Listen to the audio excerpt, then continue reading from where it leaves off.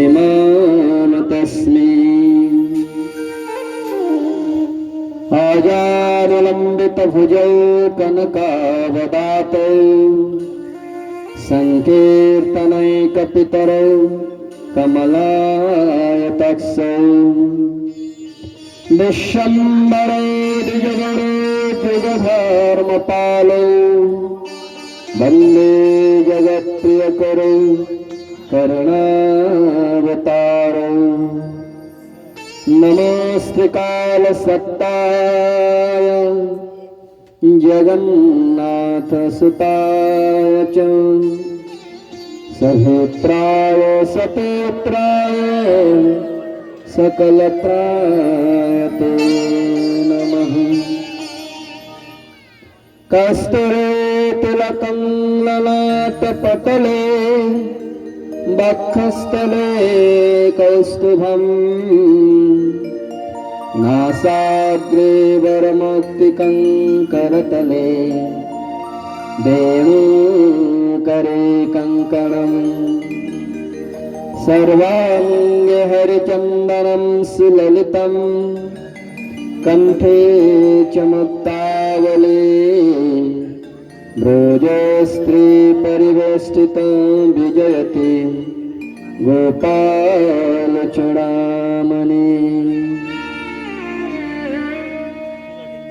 मखेश्वरी क्रियेश्वरी सुधेश्वरी सुरेश्वरी त्रिवेद भारतेश्वरी तमानुशासनेश्वरी रमेश्वरी खमेश्वरी प्रमोद काननेश्वरी ब्रजेश्वरी ब्रजाधिपे श्रीराधिके नमस्तुते रसाभिलाषा वसतेश्च वृन्दा बने तदीय संघ्रेज सरोजसेवा लब्धाश्च पुंसां कृपया तवैव वन्दे नमस्ते चरणारविन्दम्। श्रीकृष्ण चैतन्य प्रभु नित्यानंद श्री अद्वैत गदाधर शिवासादि गौरभक्तवृंद। हरे कृष्ण कृष्ण कृष्ण हरे हरे हरे राम राम राम हरे हरे। सर्वादौ परमाराध्य परम पूजनीय परम अर्चनीय परम वंदनीय जीवे दुखी दुखी संसार दवन है तो उद्धार करता ब्रजे निकुंज सेवा प्रयोजक अधिकार करता अभिन्न नित्यानंद तनो परमहंस परिव्राजक आचार्य चिदंड स्वामी ओम विष्णुपाद अष्टोत्तर शत शिष्यमाद भक्ति विजय वैखानस गोस्वामी गुरु महाराजेर श्री आतुल चरणे जानाय असंख्य भूलंकित दंडवत प्रणाम प्रणति। श्री गुरु महाराज এই আধমের প্রতি তার করুণা দৃষ্টি বর্ষণ করুন, তার পদরেণু সেবার সুযোগ্য পাত্র সৃষ্টি করুন। শ্রী শ্রী রূপানুগ গৌড়ীয় গুরুবর্গের শ্রী চরণে জানাই অসংখ্য ভুলণ্ঠিত দণ্ডবত প্রণাম প্রণতি। सपार्षद शिल भक्ति सिद्धांत सरस्वती ठाकुर गोस्वामी प्रभुपादेर चरण वंदना करे उपस्थित वैष्णव वृंद ब्रह्मचारी वृंद स्नेहमयी ममतामयी मातृवृंदा सकलेर चरणे यथायथ प्रणाम प्रणति। प्रणाम जानाई शिक्षागुरु शिल सुकुमार प्रभुर श्रीचरणे समस्त भक्तबिंदेर श्रीचरणे यथायथ प्रणाम प्रणति हार्दिक अभिनंदन शुभेच्छा। गुरु वैष्णवेर अशेष करुणाय आज আমরা একত্রিত হয়েছি महती श्रीमद् भागवतीय कथा महादिवसेर তৃতীয় দিবস সম্পূর্ণ দিবসে জোয়ারগড়ি পূর্বপাড়া গ্রামস্থিত শ্রীমান যুধিষ্ঠির মণ্ডল মহোদয়ের গৃহ প্রাঙ্গণে অনুষ্ঠিত এই মহতি ভাগবতীয় কথা অনুষ্ঠানে আমরা সকলে উপনীত হয়েছি। ভাগ্য দয়েন বহু জন্ম সমর্জিতেন, বলছে বহু জন্মের ভাগ্য উদয় হলে সৎসঙ্গ মঞ্চ প্রাপ্য হয়। তাই এখানে যারা আমরা এসেছি বড় ভাগ্যবান, ভাগ্যবতী। বহু জন্মের স্বীকৃতি, জন্মনাং বহুনাং অন্তে জ্ঞানবাং মাং প্রপদ্যন্তে। ভগবত গীতায় ভগবান বলছেন অনেক অনেক জন্মের স্বীকৃতি পুঞ্জীভূত হলে তবে এই ভাগবতীয় মঞ্চ প্রাপ্তি হয়। তাই তো ইকো কমাও, ইকো একটা আসতে হবে। তাই ভাগবতীয় মঞ্চ যারা আমরা প্রাপ্ত হয়েছি বড় সৌভাগ্যবান, সৌভাগ্যবতী। আজ এই গৃহের মঙ্গলার্থে এই গৃহকর্তা 3 দিন যাবৎ এই ভাগবতীয় কথার অনুষ্ঠান আয়োজন করেছেন। সকল গ্রামবাসীকে আহ্বান করেছেন। আমরা আপনারা যারা সকল এসেছি আমাদের বহু জন্মের স্বীকৃতি প্রভাবেই এই ভাগবতীয় মঞ্চ প্রাপ্য হয়েছে। আজ আমাদের কাছে আমার শিক্ষাগুরু পাক সুকুমার প্রভু উপস্থিত হয়েছেন। প্রথমে ওনার শ্রীমুখে আমরা কিছু হরিকথা শ্রবণ করব, তারপরেই আমরা প্রসঙ্গক্রমে যে কথা শ্রবণ করছিলাম সেই কথা শ্রবণ করার জন্য যত্নবান হব। এখন আপনাদের সম্মুখে ভগবানের প্রীত চরিত কথা শ্রবণ করাবেন সুকুমার প্রভু। হরে কৃষ্ণ।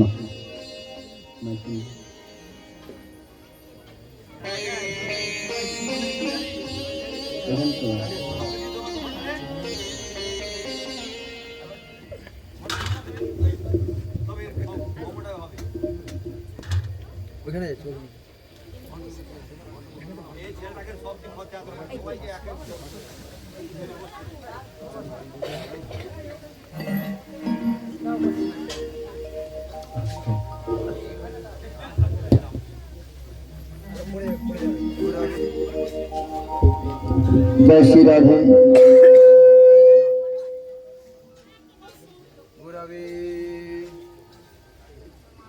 जय श्री राधे। हरे कृष्ण।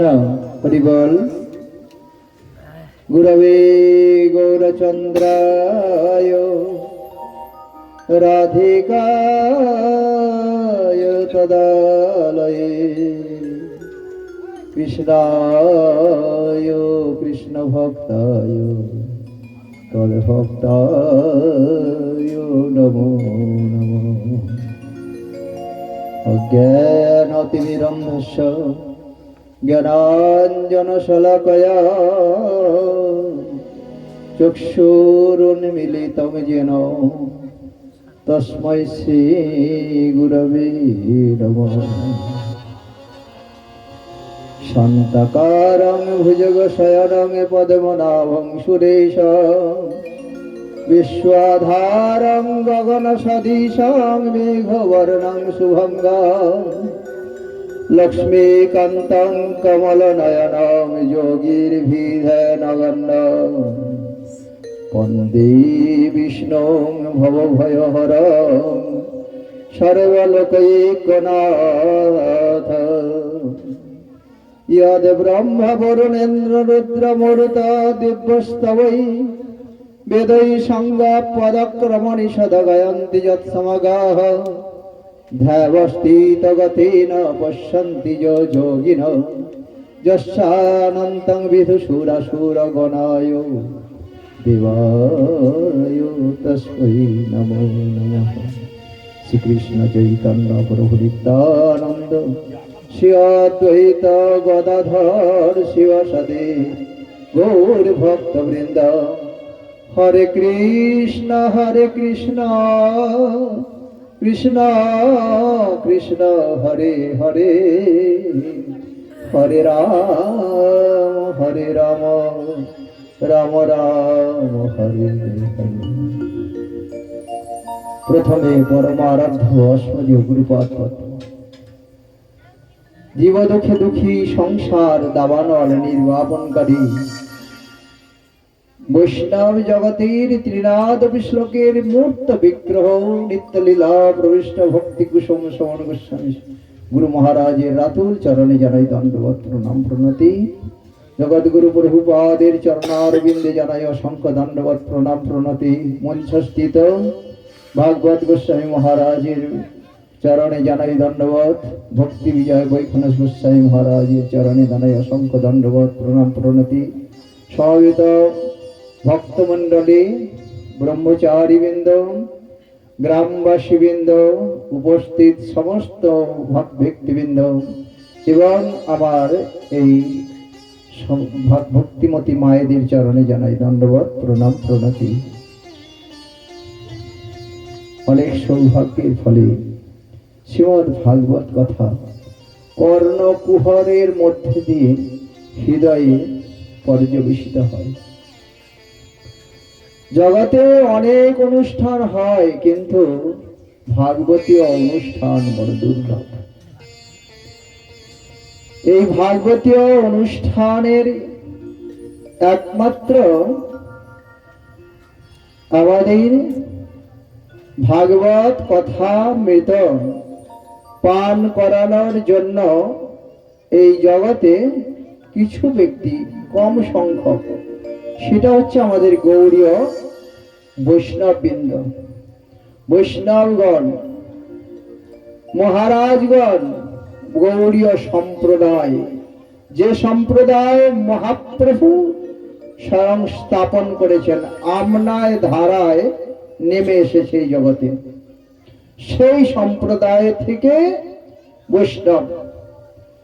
বৈষ্ণব অনেক আছে, কিন্তু শুদ্ধ বৈষ্ণব, তাই সেই শুদ্ধ বৈষ্ণব জগতে বড় বিরল। জগতে শুদ্ধ বৈষ্ণবের মুখে, বৈষ্ণবের দ্বারায়, যে স্থানে যার ভাগ্যে যে ভাগবত কথা শ্রবণ হয়, তার কি গতি হয়, সেটা শ্রীমদ্ ভাগবত মহাপুরাণে সেটা আমাদের কাছে ব্যাখ্যা করেছেন শ্রীল শুকদেব গোস্বামী। তিনি শ্রীমদ্ ভাগবতে এমন কোনো কথা নাই যা তিনি বলেন না। এই জগৎটা হচ্ছে আমরা এই জগতে যে মনুষ্য জন্মে লাভ করেছি, এই মনুষ্য জন্মের যে সার্থকতা কোথায়, সেইটা উপলব্ধি করতে পারে না। এটাই বড় দুঃখের বিষয়। আর দুঃখটা হয় একমাত্র বৈষ্ণবদের, অন্য কারো হয় না। এই জগতের মানুষের জন্য যদি দুঃখ হয়, তো একমাত্র বৈষ্ণব জগতে বৈষ্ণবদের দুঃখ হয় যে হে দয়াময় প্রভু, এই জগতেই তোমার সন্তানগণ এত দুঃখ পাচ্ছে,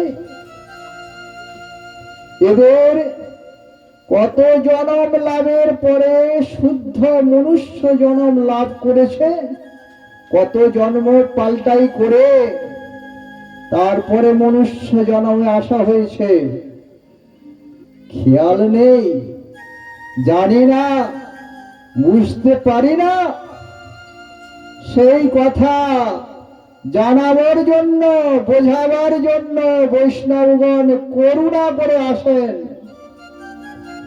তুমি তো এখানে স্বতন্ত্র ভাবে চলছো, স্বাধীনভাবে মদ্যপান করে,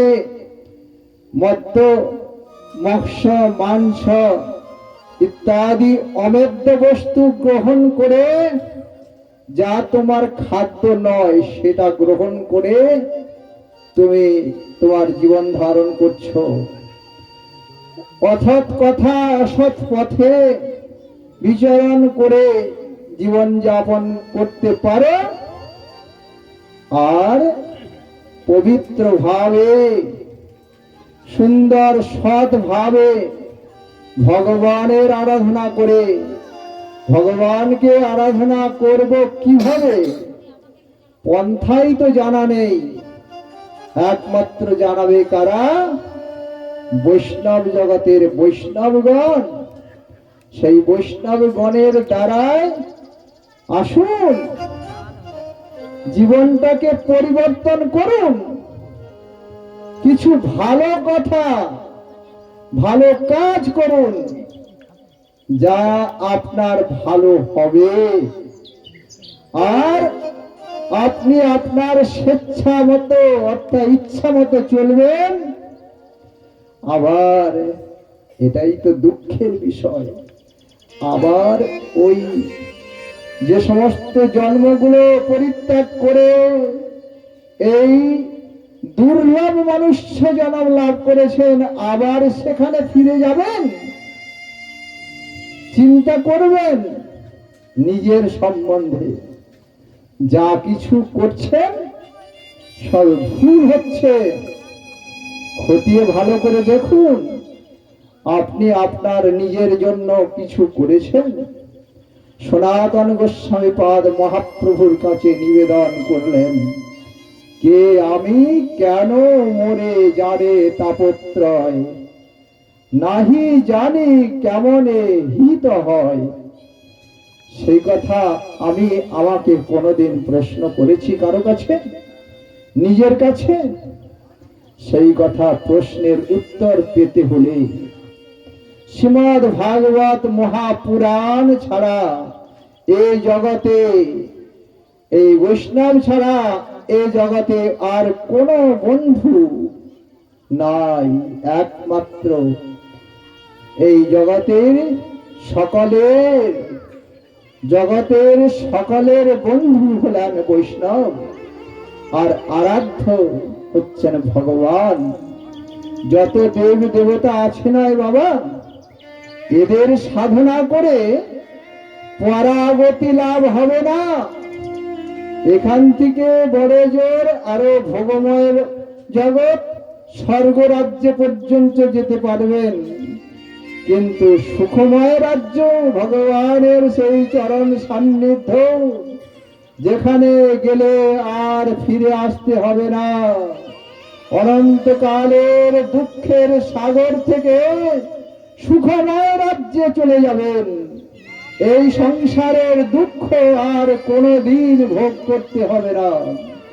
সেই কথা শ্রীমদ্ ভাগবতে সুন্দর করে জানিয়েছেন। আর অনন্ত পাতকী যদি হরি নাম করে ভাগবত কথা শ্রবণ করে, দুই ভাই ছিল ধন্দুকারী আর গোকর্ণদেব।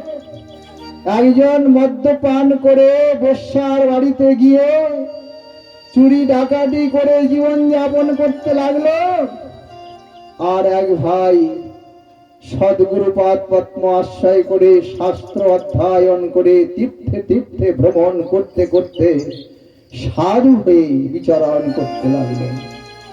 শ্রীমদ্ ভাগবতে শুনুন তাদের কার কি গতি হলো, ওই ধুন্ধুকারীর গতিটা কোথায় গিয়ে পৌঁছেছিল। এহেন সেই দুরাচার ব্যভিচার যখন প্রেতজনি প্রাপ্ত হলো, মাকে, তার নিজের মাকে হত্যা করে মশাল জ্বালিয়ে আগুন জ্বালিয়ে তার মায়ের মুখের মধ্যে দিয়ে মাকে হত্যা করে কুয়ের মধ্যে ফেলে দিল। প্রেতজনি প্রাপ্ত হলো। অবশেষে দাদার কাছে গিয়ে বলল, দাদা আমি প্রেতজনি প্রাপ্ত হয়েছি, আমার জ্বালা আর সহ্য হচ্ছে না, তুমি আমায় উদ্ধার করো। এহেন সেই ধন্দুকারী কে শ্রীমদ্ ভাগবত কথা শ্রবণ করিয়েছিলেন গোকর্ণদেব সশরীরে। গোকর্ণদেব তো তিনি বৈকুণ্ঠে গিয়েছিলেন, আর তার সেই প্রেতজনি প্রাপ্ত ভাই তাকেও তার জন্য রথ এসেছিল। শুনুন ভাগবত কথা, শুনুন ভাগবত কথা শ্রবণ করে জীবনকে পরিবর্তন করুন।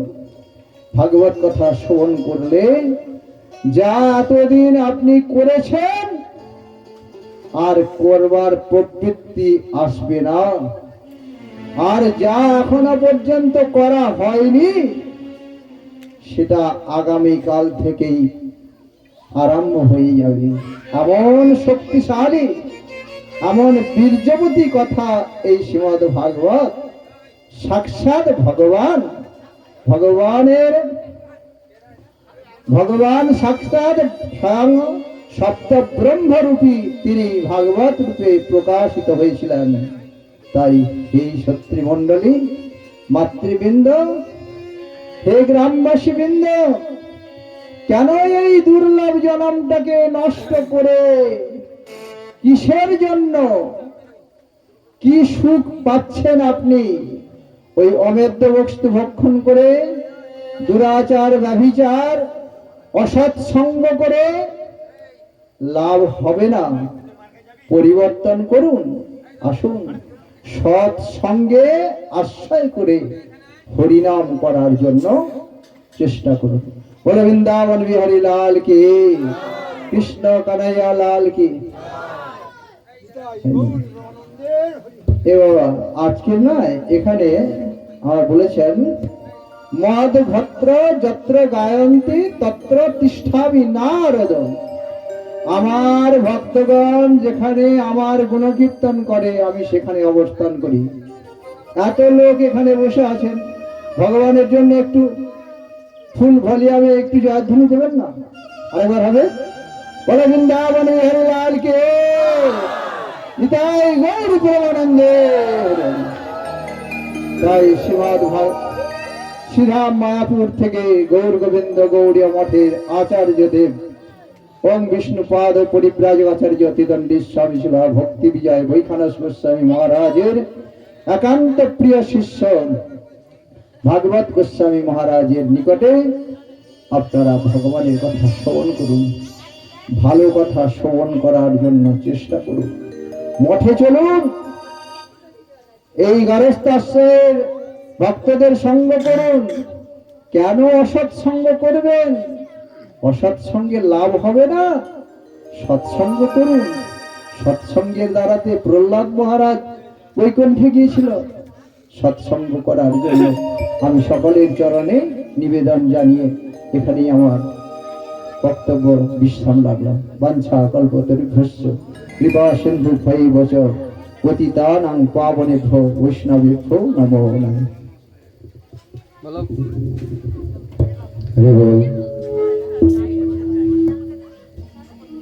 बोलो भगवान मंगलमय हरे नाम संकीर्तनम की जय, गंधरा श्रीमद् भागवतम की जय। খুব সুন্দর ভাবে আমাদের শিক্ষাগুরু সুকুমার প্রভুর শ্রীমুখে আমরা অনেক কথা শ্রবণ করলাম। শাস্ত্র বলছেন নষ্টপ্রায় সভদ্রেষু নিত্যং ভাগবত সেবয়া। भागवत उत्तम श्लोके भक्ति भवते नष्टिकी नष्ट प्राय सभद्रेषु। हरे कृष्ण। এই জগতে আমরা মনুষ্য জীবন পেয়েছি, দুর্লভ এই মনুষ্য জীবন। দুর্লভ মনুষ্য দেহ ধৈনাং খানভঙ্গুর তত্রাপি দুর্লভং মন্যে বৈকুণ্ঠ প্রিয় দর্শনম। দুর্লভ এই মনুষ্য দেহ। পদকর্তাগণ বলেছেন না, সবার মধ্যে মানুষ শ্রেষ্ঠ। এই শ্রেষ্ঠত্ব প্রতিপাদন কিসের দ্বারা হবে? ভগবান আমাদের মনুষ্য জীবন কেন দিয়েছেন? বেদে বলছেন ন দেব দেবমর্চয়েত, দেবতা না হইলে দেবতার সেবা করা যায় না। ভগবান এই মনুষ্য অবয়ব দিয়েছেন, বলছে এই মনুষ্য দেহের দ্বারাই ভগবানের সেবা, ভগবানের ধর্ম, ভগবত ধর্ম আচরণ করা যায়। মাইক ম্যান দাও কোথায়? হরি বল, একটু সাউন্ড কমাও।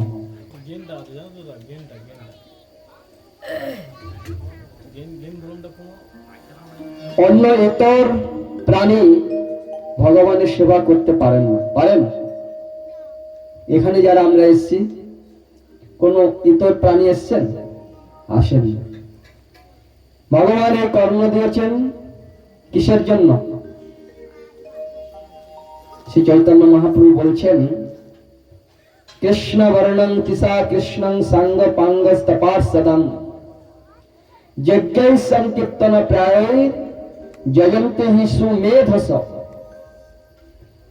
বলছেন এই সংকীর্তন রূপ যজ্ঞ, এই ভগবানের নাম গুণ কীর্তন একমাত্র সুমেধা যারা, যে সুমেধা কারা? সু মানে ভালো, মেধা মানে বুদ্ধি।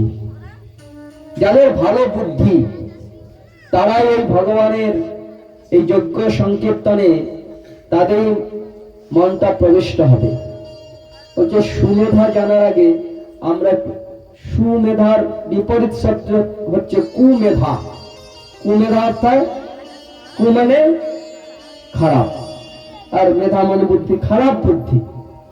বলছে জগতে 4 প্রকার খারাপ বুদ্ধির মানুষ আছে, খারাপ বুদ্ধির প্রাণী আছে। যে কারা?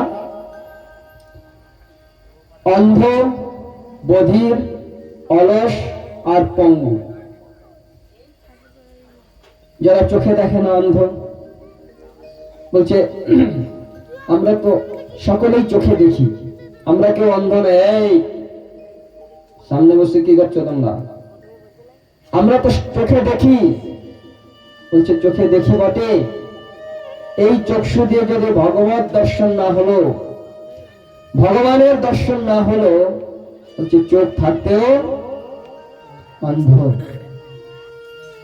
ভগবানের দর্শনের জন্য ভগবান এই চক্ষু দুটি দিয়েছেন। যদি এই চক্ষু দিয়ে ভগবানের দর্শন না করলাম, ভগবানের ধামে না গেলাম, চক্ষু থাকতেও অন্ধ। এই কর্ণ দিয়েছেন শ্রবণের জন্য না। বলছে আমরা তো বধির নই, আমরা ভালোই শুনি না, কানে, সকলের কানে শুনছি। বলছে শুনলে কি হবে? যদি এই কর্ণ দিয়ে ভগবানের কথা না শোনা হলো, কর্ণ থাকতেও বধির, শুনতে পাবে না। শুনলেও এই জগতের কথার দ্বারাই আমাদের কোনো মঙ্গল হবে না। এই কথা, জগতের কথা একমাত্র ব্যথার কারণ। কথা, কথা মানে ক শব্দে কুল আর থ শব্দে গতি নিবৃত্তি। কুলের গতি নিবৃত্তি করে দেবে যে কথা শ্রবণে। কি কথা শ্রবণ করবে?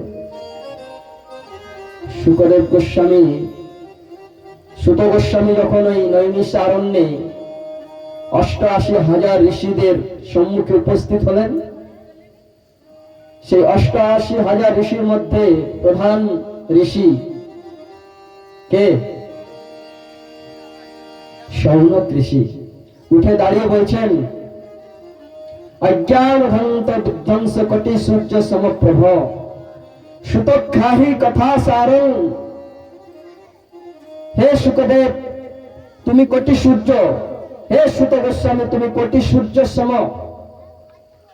এই জগতের সূর্যের দ্বারা কি হয়? সূর্য উদিত হওয়ার সঙ্গে সঙ্গে সমস্ত অন্ধকার দূরীভূত হয়ে যায় না? কিন্তু সমস্ত অন্ধকার দূরীভূত হয় কি? ওই গৃহ অভ্যন্তরে যে অন্ধকার, গুহা অভ্যন্তরে যে অন্ধকার, এই সূর্যের দ্বারায় সে অন্ধকারগুলো দূরীভূত হয় না। অন্ধকার অর্থে অজ্ঞান তমের নাম কহাই কইতাব, অজ্ঞান রূপ অন্ধকার। আর অজ্ঞান অর্থাৎ যত পর্যন্ত, এই একটু আগে বক্তা বলে গেলেন না, কে আমি, আমি কে, নিজের পরিচয়টা জানা হয়নি এখনো।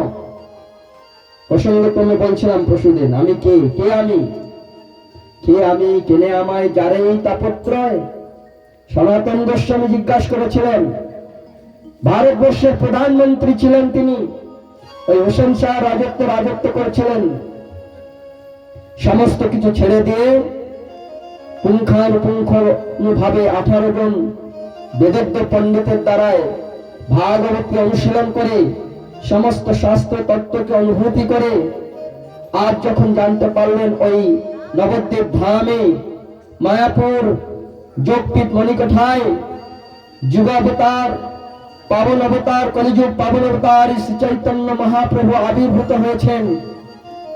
এই কলিহত জীবের উদ্ধারার্থে জানার সঙ্গে সঙ্গে সমস্ত কিছু বিষয় পরিত্যাগ পূর্বক কত প্রধানমন্ত্রী পদ ত্যাগ করেছেন ভাবতে পারি।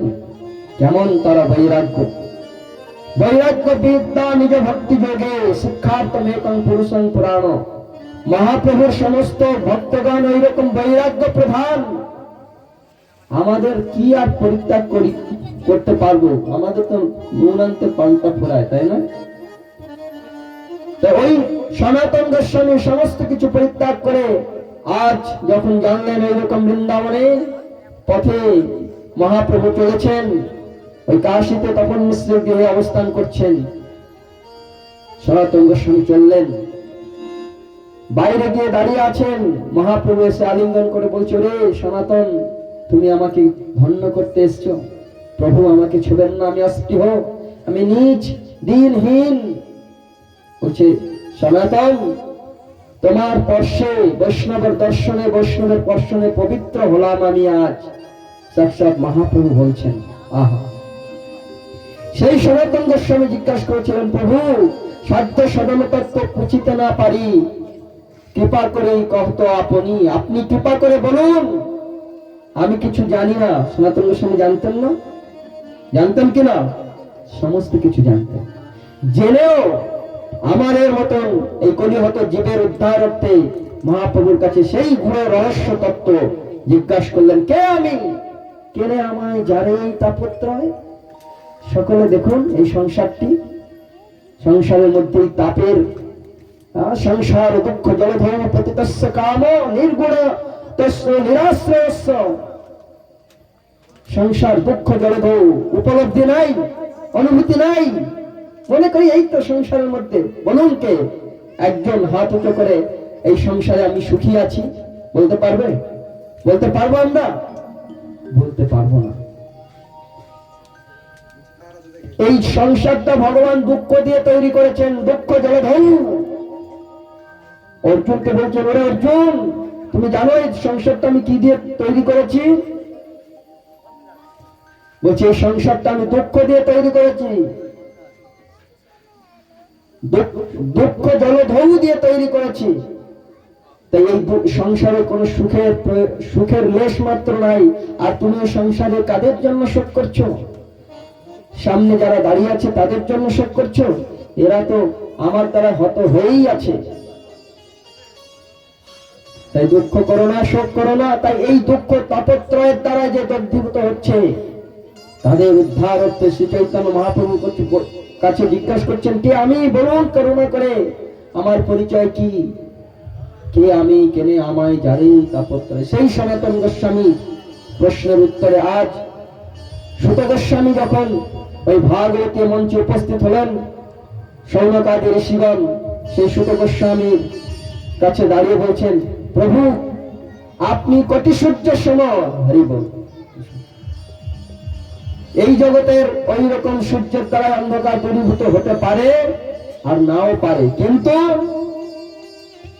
আপনি কোটি সূর্য সম। এই সমস্ত অন্ধকার, অজ্ঞান রূপ অন্ধকার, অর্থাৎ আমার নিজের পরিচয়, আমার কার সঙ্গে সম্বন্ধ, কোথায় ছিলাম, কোথায় এসছি, কোথায় যাব, ঠিকানাটা কি? আমরা কোথায় ছিলাম না, ইতিপূর্বে ছিলাম না, জন্ম হয়েছি, আবার চলে যেতে হবে, মানে এসেছি যাব। তাহলে এসেছি যাব, এই যে মাধ্যমটা, কে এসেছে আর কে যাবে? কখন অন্বেষণ করেছি কে এসেছে? আমার এই দেহটা, তো যখন আমার এই দেহটা আমি পরিত্যাগ করি, এই দেহ থেকে আত্মা, আমি যখন মরে যাই, তখন এই মরে যাওয়ার সময় কে থাকে, পড়ে থাকে কে? ওই ছেলেটা বলছে আমার বাবা মরে গেছে, হাউ হাউ করে কান্না করছে। সাধু বলছে আরে কে মরে গেছে? ওই তো পড়ে আছে তো, তোমার বাবা মরে গেছে। কে গেছে? হ্যাঁ, বলছি দেহটা পড়ে থাকবে, দেহটা মৃত্যু হয়, কিন্তু দেহ অভ্যন্তরে যে আত্মা আমি, এইটাই আমার পরিচয়, আমি আত্মা। এই আত্মা ন জায়তে ম্রিয়তে বা কদাচিৎ, নয়ন ভূতা ভূতবান ভূ, অজ নিত্য শস্যতং পুরাণ, ন হন্যতে হন্যমান শরীরে, ন জায়তে। হরে কৃষ্ণ। হে মায়েরা, আমি আমার কথা বলছি না, ভগবানের কথা বলছি, শুনুন না, এদিক ওদিক মন দেবেন না। যতটুকু সময় কথা, সব কথা, এইসব কথা শোনা যায় না, শুনতে আমাদের ভালো লাগছে না, কেমন বলুন তো? এইসব কথা আমরা শুনি না তো, ওই ঠাকুমার কথা, দিদিমার কথা, গল্প কথা, এর কথা, ওর কথা, এইগুলো সবসময় বলি, শুনি, সের জন্য ভালো লাগে। কার কথা ভালো লাগে বলুন তো? কার কথা ভালো লাগে? হ্যাঁ হ্যাঁ, ঠাকুমার কথা ভালো লাগে, তাই না? হ্যাঁ বলছে, হ্যাঁ হ্যাঁ হ্যাঁ, ঠাকুমার সঙ্গে তো সম্বন্ধ না, ঠাকুমার কথা ভালো লাগে। বলছে যার সঙ্গে, যাকে আমি ভালোবাসি, তার কথা শুনতে ভালো লাগে। ভগবান তো ভালোবাসি না তো, যদি বাসি তাহলে ভগবানের কথাই শুনতে ভালো লাগবে, আর অন্য কথা শুনতে ভালো লাগবে না। তো শুনুন, শুনলেই ভালো হবে, ভালো লাগুক আর নাই লাগুক, শুনলে ভালো হবে। কি যেন বলছিলাম?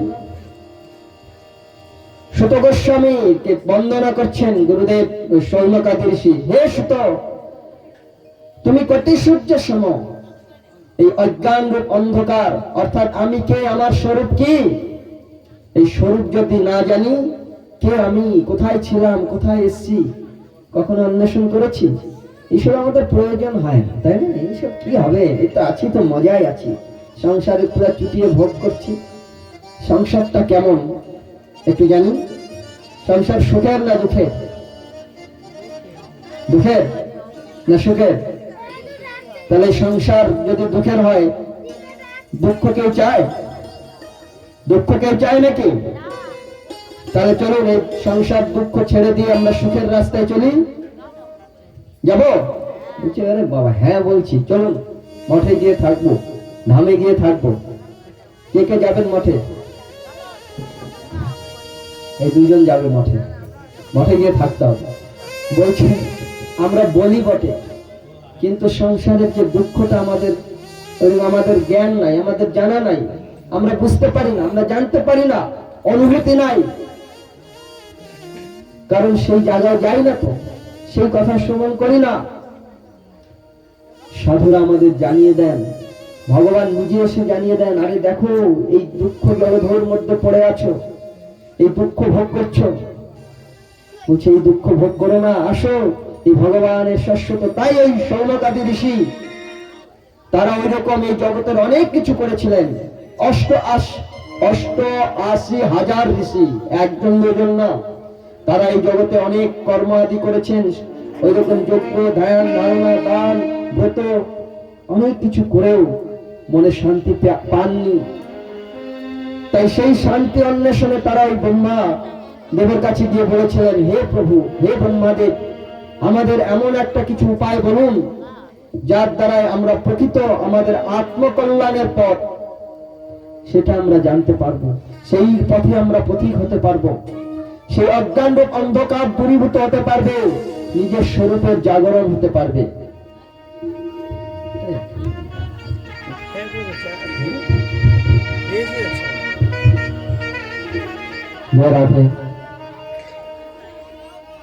সেই শৌনক ঋষি যখন ব্রহ্মাদেবের কাছে গিয়ে প্রার্থনা করলেন, বলছেন হে ঋষিগণ, এই আসন্ন কলিকাল, আর এই শৌনকাদি ঋষি বলেছিলেন যে এমন একটা স্থান বলে দিন যে স্থানে কলির প্রভাব হবে না, কারণ আসন্ন কলিকাল, আর যেখানে কলির প্রভাব সেখানে ভজন হয় না, সেখানে সাধন হয় না, সেখানে ভগবানের কথা শোনে না। কলি এসে যে আমরা কথা শুনছি না, এদিকে যে অন্য মনস্ক না, এসব কলি আমাদের আক্রমণ করছে। কলি আক্রমণ করলে না ভগবানের কথা শুনতে ভালো লাগবে না। আর ভগবানের কথা শুনতে কলি দেয় খুব উৎপীড়ন করে। তা আমার মধ্যে যদি কলি থাকে তাহলে আমি ভগবানের কথা শুনতে পাবো না, আর যদি কলি না থাকে তাহলে স্বাভাবিক ভগবানের কথা শুনতে ভালো লাগবে। তাই শৌনকাদি ঋষিগণ প্রার্থনা করেছিলেন ব্রহ্মাদেবের কাছে যে এমন একটি স্থান বলে দিন যেখানে এই কলির প্রভাব আসবে না, সেইখানে বসে আমরা নিরলায় সাধন ভজন করতে পারি। তাই ব্রহ্মা ওই শৌনকাদি ঋষির কথা শুনে একটা নিমিষ চক্র, ব্রহ্মার মানস হইতে, নৈমিষণ নাম হয়েছে এর জন্য, মানস হইতে একটা চক্র এইরকম আবির্ভূত করলেন। বলছেন এই চক্র নিমি, নিমি মানে ওই চক্রের মাঝখানে যে অংশটা থাকে না, ওইটাকে নিমি বলে। বলছে এই চক্র যেখানে গিয়ে অবস্থান করবেন সেই জায়গায় তোমরা অবস্থান করে ভগবানের আরাধনা করবে, আর সেই জায়গায় কলি প্রবেশ করবে না। ওই চক্রের পিছনে তারা গমন করে ওই চক্র যখন যে অরণ্যতে পড়েছিল সেই অরণ্য, সেই স্থানের নাম নৈমিষারণ্য। অনেকে গেছেন, যাবেন, আমাদের এই জেঠু প্রভু, সুকুমার প্রভু আমাদের ট্যুর করেন, ওইখানে নিয়ে যান। সেখানে এত মনোরম পরিবেশ, সত্যি সেখানে এখনো পর্যন্ত সেখানে কলির প্রভাব নাই। সেখানে গেলে স্বাভাবিক পবিত্র হয়ে যায়, স্বাভাবিক হৃদয়টা ওই রকম ভগবত চিন্তনে মগ্ন হয়ে যায়। কখনো সুযোগ হলে যাবেন নৈমিষারণ্য। সেই নৈমিষারণ্যে শৌনকাদি ঋষি যখন তপস্যা করছিলেন, ভগবত আরাধনায় মগ্ন হয়েছিলেন, করুণা করে ভগবানের বাগ্ময়, ভগবানের ভাগবত রূপ শ্রী সুত গোস্বামী, সুখদেব গোস্বামীর প্রধান শিষ্য, সমস্ত শাস্ত্রে যিনি পারঙ্গত, সমস্ত ভাগবত যিনি পূর্ণরূপে আস্বাদন করেছেন, ভাগবতময় পুরুষ, যখন এইরকম দূর থেকে আসছেন, সমস্ত ঋষিগণ হাত জোর করে বলছেন কথা সারং, কথা সার বলো, কথা। সে কথা শব্দ অর্থে ক মানে কুল, আর থা মানে গতি নিবৃত্তি। আমরা সব কুলে জন্ম হয়েছি না? কুল অর্থে নিজ নিজ গোত্র মনে করুন। কি গোত্র? এরা সব অচ্যুত গোত্র হয়ে গেছে, ভগবানের গোত্রে সামিল হয়ে গেছে। কি গোত্র? ওই মায়ের কি গোত্র? কাশ্যপ গোত্র, সান্ডিল্য গোত্র, ভরদ্বাজ গোত্র, মধুকুল্ল গোত্র। এই যে কাশ্যপ, সান্ডিল্য, ভরদ্বাজ, মধুকুল্ল, এরা কারা? এরা সব আর্য ঋষি। এরা ওই ব্রহ্মার মানস পুত্র মনু শতরূপা হইতে তাদের ওই রকম কন্যাদের বিবাহ দিলেন ঋষিগণের দ্বারা। এই ঋষি কুলেই, এই ঋষি পরম্পরায় আমরা জন্মগ্রহণ করেছি, আর্য কুলে জন্ম হয়েছি। এইটাই আমাদের কুল। বলছে আমার কুল কোথা থেকে শুরু হয়েছে, কোথায় শেষ হবে জানা আছে? এই জন্ম মৃত্যু চক্রে কবে থেকে পড়ে আছি। এই ব্রহ্মাণ্ডের মধ্যে আমরা 84 লক্ষ জীবজনী ভ্রমণ করেছি, করতে করতে আজ মনুষ্য দেহ ধারণ করেছি। আর ওই মনুষ্য দেহ বলছে, আমাদের শাস্ত্র বলছে না, জলজা নবলক্ষণ স্থাবরণ বিংশ লক্ষতি, ওই রকম জলজা নবলক্ষণ 9 লক্ষ বার জলচর প্রাণী হয়ে জন্ম হয়েছি। গাছপালা হয়ে বিংশ লক্ষতি, 30 লক্ষতি পশুনাং, পশু 30 লক্ষ পশু হয়ে জন্ম হয়েছি। কিময়া রুদ্র সংখ্যক 11 লক্ষ এরকম কিমিকিট হয়ে জন্ম হয়েছি। আর ওই পক্ষিনাং 10 লক্ষাং, 10 লক্ষ বার পক্ষী হয়ে জন্ম হয়েছি। আর মনুষ্যানাং চতুর্লক্ষানি, এই যে মনুষ্য দেহ পেয়েছি। আর বিশেষ করে এরকম আর্য কুলে, ভারতবর্ষে সনাতন ধর্ম কুলে জন্ম হয়েছি। ওইরকম কত মনুষ্য, 4 লক্ষ বার মনুষ্য দেহ এরকম গতি করতে করতে এই ভারতবর্ষে এই ঋষিকুলে আমরা জন্ম হয়েছি। আমাদের কৃষ্ণদাস কবিরাজ গোস্বামী বলছেন, ব্রহ্মাণ্ড ভূমিতে ভূমিতে কোন ভাগ্যবান জীব গুরু কৃষ্ণ প্রসাদে পায় ভক্তিলতা বীজ।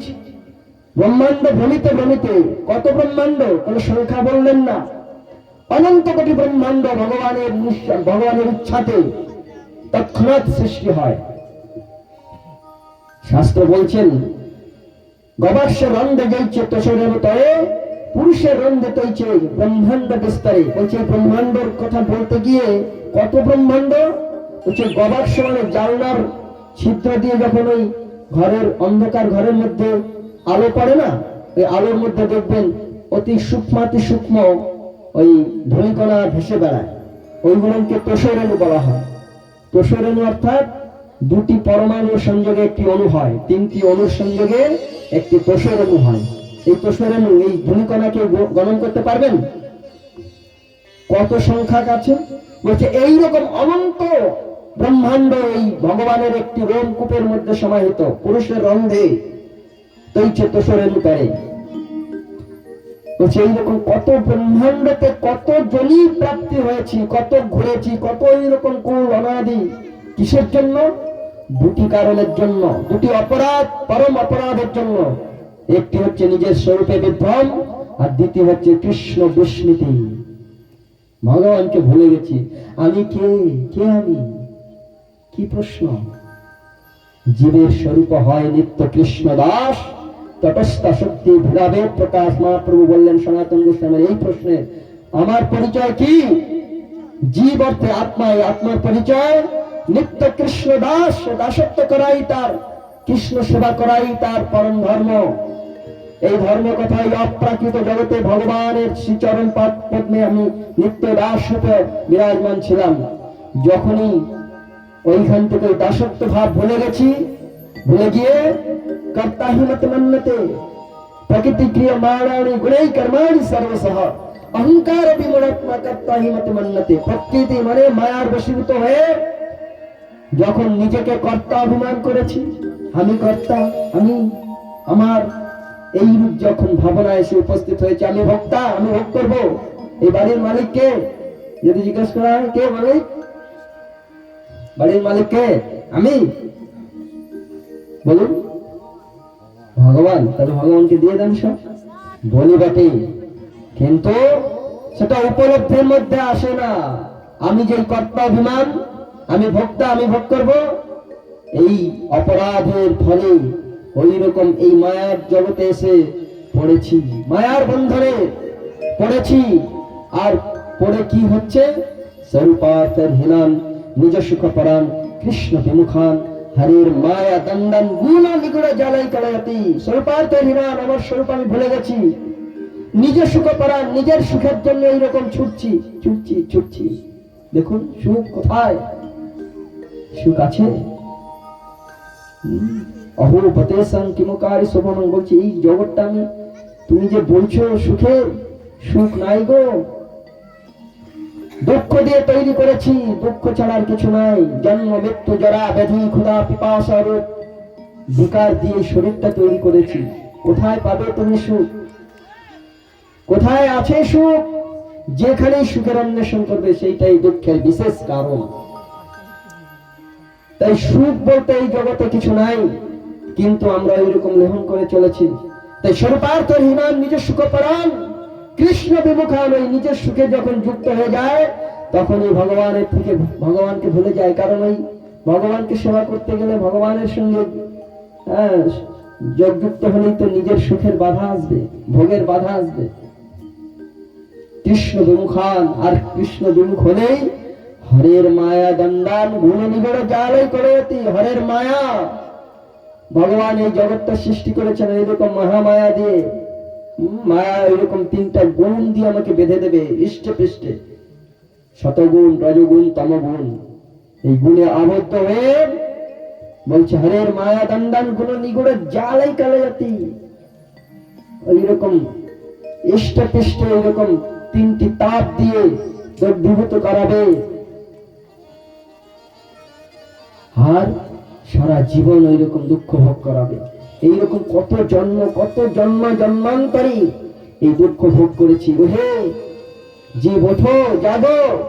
সেই কথা সৌনকাদি ঋষি যখন সুখদেব গোস্বামীকে বললেন, বলুন সেই কথা, সেই সার কথা, সেই সারাৎসার কথা। এই জগতের সারাৎসার কথা কি? যে কথা শ্রবণের দ্বারায় অজ্ঞানধন্ত বিধ্বংস কোটি সূর্য সমপ্রভ, সমস্ত প্রকার অজ্ঞান রূপ অন্ধকার দূরীভূত হয়ে যাবে, আর যার দ্বারায় প্রকৃত আত্মকল্যাণ হবে। সেই কথা আজ প্রসঙ্গক্রমে প্রভু বলতে চাইছিলেন না? আমি একটা প্রসঙ্গ রেখেছিলাম, প্রকৃত আত্মকল্যাণ কিসে হয়, কি কর্মের দ্বারা। এই গোকর্ণ উপাখ্যানে ভালো করে শুনতে হবে। আত্মদেব নামে এক ঋষি ছিলেন, বড় ধার্মিক, বেদ অধ্যয়ন করতেন, যাজ্ঞিক ব্রাহ্মণ, অগ্নিহোত্রী ব্রাহ্মণ। প্রত্যেক দিন ধর্ম নিয়েই তিনি থাকতেন, কিন্তু পুত্রহীন ছিলেন, পুত্র ছিল না। আর পুত্র নাই, সেই পুত্রহীনের দুঃখে বড় দুঃখ। পুত্র নাই, পুত্র না থাকলে আমাদের খুব দুঃখ হয় না? পুত্র দিয়ে কি হবে? কুল রক্ষা হবে, বংশ রক্ষা হবে। বলছে পুত্র নাই, দুঃখ। আর যদি সেই রকম একজন পুত্র হয়, পিতা মাতার ঘুম থাকবে না সেই পুত্রের অভিযোগ শুনতে শুনতে। যদি একটা কুলাঙ্গার ওই রকম হয়ে বসে, ওই মরুত রাজা, আমাদের চিত্রকেতু রাজা বিবাহ করেছিলেন কত জানেন? তার 1 লক্ষ স্ত্রী ছিল। পুত্র নাই, পুত্রের আশায় এরকম বিবাহ করে করে কোনো পুত্র সন্তান জন্ম হয়। তাই পুত্রের আশায় ওইরকম 1 লক্ষ বিবাহ করে পুত্র যখন জন্ম হয়নি, তখন নিজেকে ওইরকম ধিক্কার দিয়ে যখন চলে যাচ্ছিলেন জঙ্গলে গিয়ে প্রাণান্ত করবেন, তখন গুরুদেব এসে উপস্থিত হলেন। অঙ্গিরা ঋষি, চলে মহারাজ, সূত্রচিত ব্যবহার, এই প্রজাগন্ত তোমার পুত্র, এদের পালন করাই তো রাজার কর্তব্য, এরাই তো তোমার সন্তান। হলেও আমি যে রাজা, এই রাজবংশ রক্ষা করার, এই কুল রক্ষা করার জন্য তো কেউ নাই। আর পুত্রবিহীন ওই রকম অশুভ, তার ধর্মকর্ম হয় না, আমার পুত্র সন্তান চাই। তা রাজার এইরকম শোক দেখে ওই একটি মন্ত্রপুত ফল তাকে দিলেন। বলছে এই ফলটি রানীকে খাইয়ে দেবে, যথাসময় পুত্র হবে। ফলটি নিয়ে বড় রানীকে দিলেন, বড় রানী ফলটি খেলেন, খেয়ে যথাসময় একটি পুত্র হলো। পুত্র হয়ে যখন পুত্র হলো, আর এই পুত্র নিয়েই রাজা এবং রানী খুব আনন্দিত, আর ওই পুত্র নিয়েই পড়ে আছে। রাজা আর অন্য কোনো রানীর দিকে আর তাকাচ্ছেন না, ওই বড় রানীকেই বেশি আদর করছে, তার পুত্র হয়েছে। আর ওই পুত্র স্নেহেতে মদমত্ত হয়ে রাজকর্ম আদি ছেড়ে ওই রকম নিমগ্ন হয়ে আছে। এদিকে অন্য সব রানীরা চিন্তা করছে, দেখো ওই বড় রানীর পুত্র হলো, আর সেই দিন থেকে রাজা আমাদের প্রতি আর তার ভালোবাসা নাই। এই পুত্রটাকে শেষ করতে হবে, না করলে আমাদের প্রতি আর এই রাজার আর ভালোবাসা থাকবে না। ষড়যন্ত্র করে ওই রকম বিষ পান করিয়ে পুত্রটাকে অন্ত করে দিল, শেষ করে দিল। যে পুত্র চলে গেল, ওই পুত্র শোকে রাজা আরো মর্মাহত হয়ে হা পুত্র করতে লাগলেন।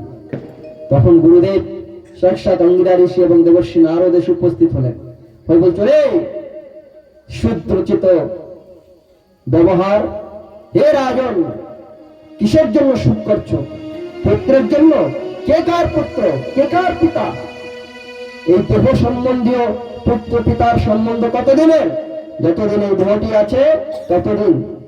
সঙ্গে সঙ্গে আত্মাকে আহ্বান করলেন, ওই পুত্র রূপ আত্মাকে আহ্বান করে যখন জিজ্ঞাসা করলেন, এই বলো, কে তোমার পিতা, কে তোমার পুত্র, কে তোমার পিতা? তুমি কি এনার পিতা? তুমি কি এনার পুত্র? বলছে না, আমি দুদিনের জন্য ভগবান আমাকে এই জগতে পাঠিয়েছিল, এই দেহটা ধারণ করেছি, এই দেহ সম্বন্ধী হয়ে এ আমার পিতা হয়েছে। কিন্তু আমার পিতা এই দেহ যতদিন ছিল ততদিন। আত্মার কোনো পিতা নাই, আত্মার একমাত্র পিতা পরম পিতা পরমেশ্বর ভগবান।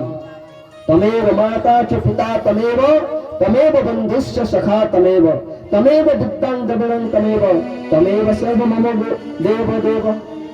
তুমি আমার সবকিছু। পরমাত্মার সঙ্গে আত্মার সম্বন্ধ এই জগতের কোনো, তাই আত্মীয়তা বলা হয় না, আত্মার সঙ্গে আত্মার সম্বন্ধ, তাই আত্মীয়তা।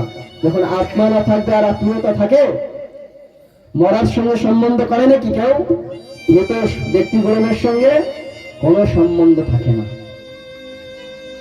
তাই যখন ওই দিব্য জ্ঞান প্রদান করলেন গুরুদেব, দেখো কার জন্য শোক করছো? আমাদের ওরকম পুত্রের জন্য শোক করি না, কেউ কারো নয় গো। এই জগতের সম্বন্ধটা অনিত্য সম্বন্ধ, নিত্য সম্বন্ধ যার সঙ্গে, সেই কথা আমরা ভুলে যাই। সেই কথা ভুলে গেছি বলে এই আমি আমার সম্বন্ধে আবদ্ধ হয়েছি। আমার পিতা, আমার মাতা, আমার ছেলে, আমার মেয়ে, আমার কত কিছু, আমি আমার। তাই অঙ্গিরা ঋষি দেখিয়ে দিলেন গুরুদেবকে সেই আত্মদেব। আজ যখন এইরকম পুত্র শোকে পুত্র হয় না, আর আত্মদেবের স্ত্রী ছিল, নাম ছিল কি যেন, ধুন্দুলি। আত্মদেব ছিল বড় ধার্মিক, আর এই স্ত্রীটা ছিল বড় দুশ্চরিত্রা। বাড়িতে এইরকম এই বিবাহ করার পরে গাভীটা ওইরকম বাঞ্ছা হয়ে, গাভীর বাছুর হয় না, বৃক্ষ লাগালে ফল হয় না, ওই রকম পুত্র সন্তান হয় না। কারণ বলছে মায়েরা এরকম, মায়েদের কত শক্তি দেখুন। একটা মা যদি চায় তার সংসারকে ফুলিয়ে ফাঁপিয়ে কত সুন্দর ভাবে গড়ে তুলতে পারে, আর সেই নারী যদি চায় তার সংসারটা এরকম পাকে পুঁতে দিতে পারে, পারে না? স্ত্রী যদি স্ত্রী যদি উচ্ছন্ন করে ধর্মায়ণ, উল্টা এরকম উচ্ছন্ন হয়ে যাবে যদি ধর্মকে আচরণ, ধর্মশীলা না হয় নারী। পুরাকালে নারীরা কত মর্যাদাশীল ছিল না?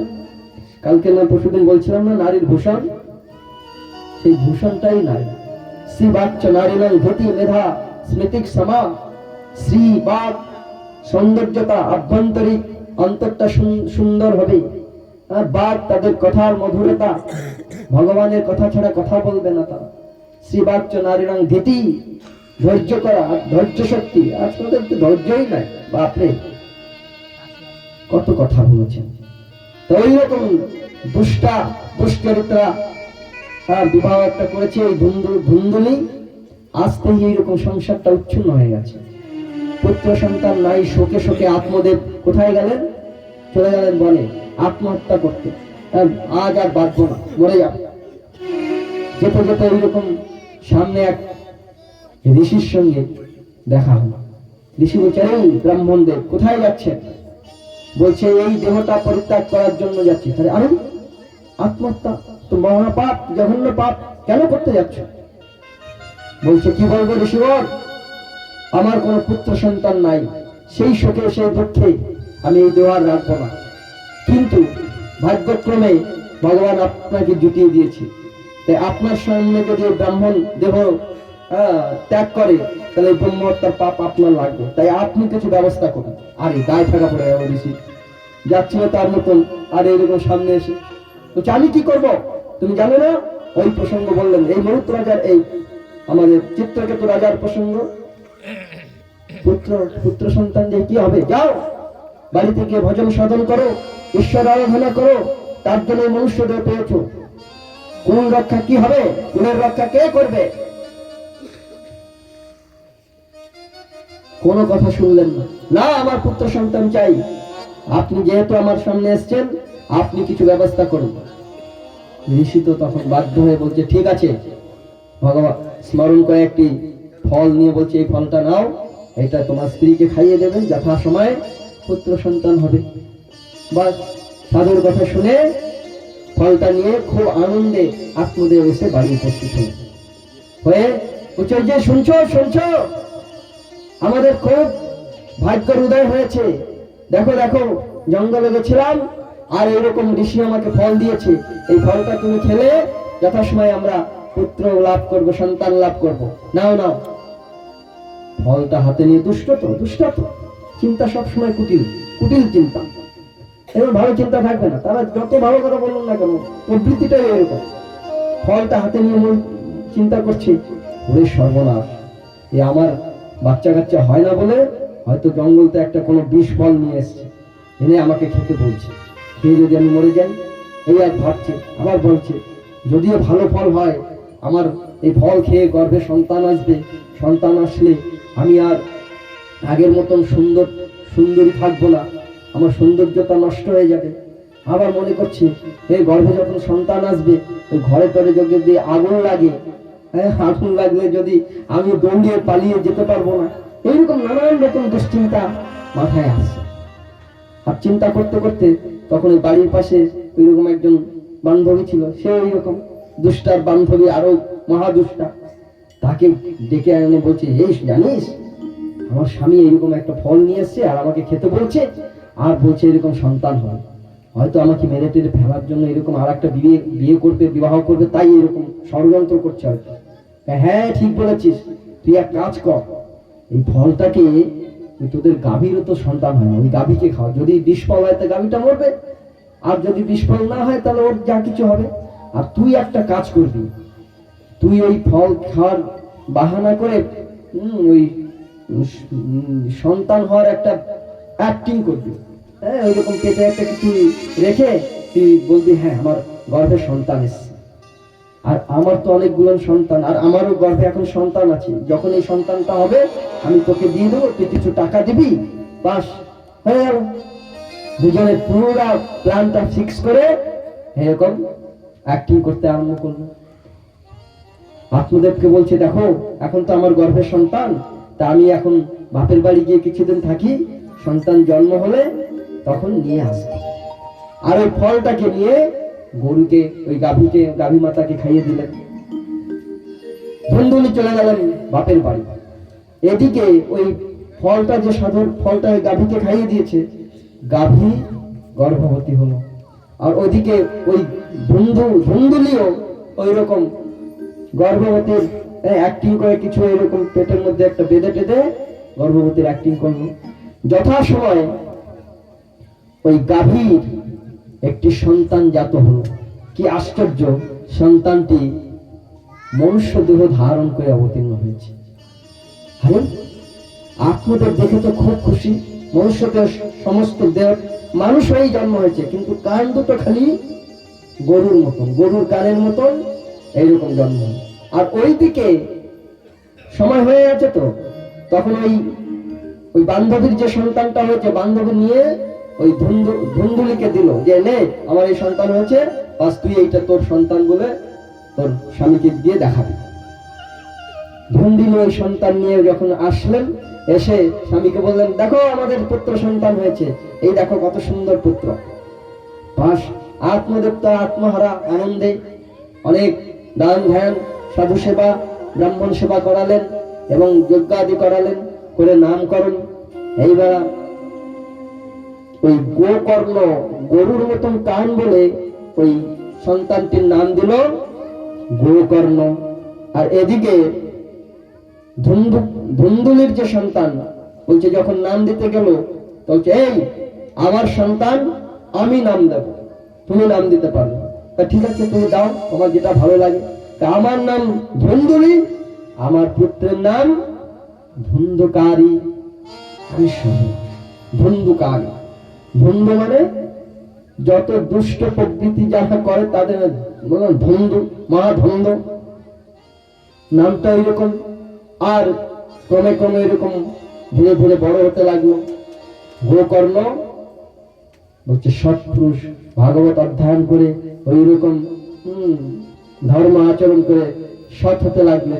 আর এই ধুন্ধুকারী মহাখল, ওই ছোটবেলা থেকেই তার এমন চরম দুষ্টামি, কেউ বাড়ির গাছটাকে ভেঙে দিয়ে আসে, কেউ বাড়ির আগুন লাগিয়ে দেয়, কোনো কাউকে এরকম পিটায়, মারে, ধরে, প্রত্যেক দিন একটা না একটা এরকম অত্যাচার করে। আর ওই পাড়ার লোকেরা আসে, বলছে তোমার ছেলে এই করেছে ওই করেছে। ধীরে ধীরে ধীরে ধীরে বড় হতে লাগলেন। আরো যত বড় হলো তত ওইরকম যত প্রকার অনাচার ব্যভিচার, যত প্রকার ওইরকম অকর্ম কুকর্ম করতে লাগলেন। এই ধুন্ধুকারীর এইসব কর্মে, এইরকম অত্যাচারের দ্বারায় আত্মদেব অতি অতিষ্ঠ হয়ে গেল কোন রকম। আর এদিকে গোকর্ণ সাধুদের কাছে থেকে, পিতার কাছ থেকে এইরকম ভাগবত আদি অনুশীলন করে মহাভাগবত হয়ে তৈরি হলেন। পিতা এরকম ওই ধুন্ধুকারীর অত্যাচার সহ্য করতে না পেরে বলছে আর সহ্য করা যায় না। ইতিপূর্বে বলেছিলেন না, যদি সুসন্তান হয় তার এক পরিণাম, আর যদি কুসন্তান হয় তার পরিণামটা কেমন। সন্তান ছিল না এক প্রকার, আর যদি এরকম কুসন্তান জন্ম হয় তার অত্যাচার সহ্য করতে পারে না। এই পরিস্থিতিতে গোকর্ণ বলল, পিতা তোমার এখন বানপ্রস্থের সময় হয়েছে, আর সংসার ধর্ম করতে হবে না, দেখলেই তো সংসারের পরিস্থিতি। এখন তুমি বানপ্রস্থ গ্রহণ করে জঙ্গলে গিয়ে ভজন করো, ঈশ্বর আরাধনায় মত্ত হও। আর এদিকে পিতাকে এইরকম ভজনে পাঠিয়ে দিয়ে গোকর্ণ তীর্থ ভ্রমণের জন্য বেরিয়ে গেল। বাস এইবার পুরা সুযোগ, ওই ধুন্ধুকারী একা, আর মা আছে, মায়ের কাছ থেকে যতই সঞ্চিত অর্থ ছিল অর্থগুলো নিয়ে ওই রকম অনর্থতে লাগালো, ওই রকম বিশ্বাস সঙ্গ করলো, ওই কুসঙ্গ করলো, মদ মদ্দা আদি পান করলো, যত প্রকার অর্থ যখন ফুরিয়ে গেল, মাকে গিয়ে যখন অর্থ চাইলো, মা বলছে আর অর্থ নাই, অর্থ নাই, অর্থ দিবি না। বাস মাকে এইরকম, মা নয় তো, মা যদি হতো তাহলে মায়ের প্রতি সন্তানের স্বাভাবিক একটা মমতা ভাব থাকতো, সন্তানের প্রতি মায়ের স্বাভাবিক একটা ভাব থাকতো। তো মা নয়, প্রকৃত মা নয়, ওই দুষ্টের সন্তান। কি করলেন? অর্থ দিবি না, দেখ পরিণতি। বাস মার গলা চিপে ওইরকম গলায় তুলে দিয়ে টেনে মেরে ওই মাটিতে পুঁতে দিল। অপরাধ এইরকম করে এইবারে যখন তো এখন পূর্ণ একা হয়ে যাচ্ছে, কি করবে? এখন কি করে? এখন ওই আগে তো গণিকালয়ে যেত, এখন ওই গণিকাগুলোকে বাড়িতে নিয়ে এসছে, টাকা দিয়ে কয়েকটাকে এনে, আর অর্থের জন্য কি করে ওইরকম বড় বড় ডাকাতি, চুরি, রাজপ্রসাদে গিয়ে রাজকোষের জন্য চুরি করে সারা রাত চুরি করে নিয়ে আসে, দিনের বেলা এসে এরকম ভোগে মত্ত হয়ে আছে। এইরকম করতে করতে চরম অবস্থায় পৌঁছে গেছে। একদিন ওই বিশ্বাগুলো বাড়িতে আলোচনা করছে, আরে আমাদের এই প্রতিদিন প্রত্যেক দিন ওই রকম এত এত টাকা অর্থ একদিন নিয়ে আসে, রাজ বাড়ি থেকে চুরি করে নিয়ে আসে, কোনো না কোনো দিন সৈনিকরা এসে ধরবে, আর যেদিন ধরবে সেদিন সব কয়টাকেই প্রাণান্ত করা যায়। তাই একটা কাজ করি, আজকে আমরা এখান থেকে পালিয়ে যাওয়া দরকার।